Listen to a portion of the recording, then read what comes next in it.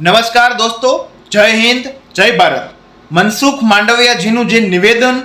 જે સોશિયલ મીડિયાની અંદર સમસ્ત જગ્યાએ ફર્યું, એના ઉપર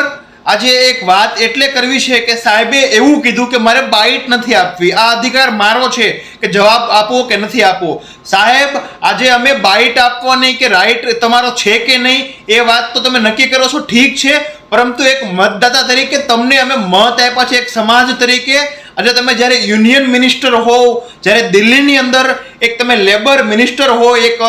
આરોગ્ય અને શ્રમ આરોગ્યના મોટા મંત્રી હોય અને મોટા ઉચ્ચ કદાના જ્યારે તમને યુનિયન લેવલે મંત્રી બન્યા હોય અને તમે ત્યારે જે સમાજમાંથી આવો છો અને જે સમાજે તમને ખભે બેસાડ્યા, માથે બેસાડ્યા અને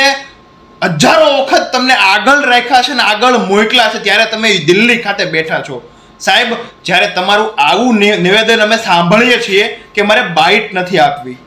એક અન્યાય સભરની ઘટના ઉપર, એક એવી ઘટનામાં કે જેમાં તમારું એક મંતવ્ય અમારા સર્વ સમાજને એક મલમનું કામ કરે, એવાની વચ્ચે તમે એમ કીધું કે બાઇટ નથી આપવી અને આ અધિકાર મારો કે મારે જવાબ આપો કે નહીં આપવો.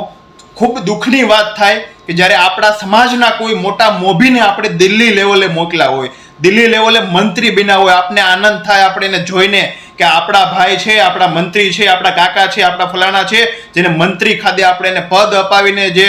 પદ આપ્યું છે આ સમાજે, ત્યારબાદ એવું કે જ્યાં ખરેખર સમાજને જરૂર હોય એવા નિવેદન ઉપર, ત્યારે આપણને દુઃખ થાય કે આપણા ભાઈ, આપણા મોભી જ્યારે આપણાથી મોઢું ફેરવીને આવા નિવેદન આપે કે બાઇટ નથી આપવી. બહુ મોટી વાત છે, ખૂબ દુઃખની વાત છે. એ જ વાતની સાથે આ ફેસબુક ઉપર વિડીયો અપલોડ કરું છું. જય હિન્દ, જય ભારત, જય સરદાર, જય પાટીદાર.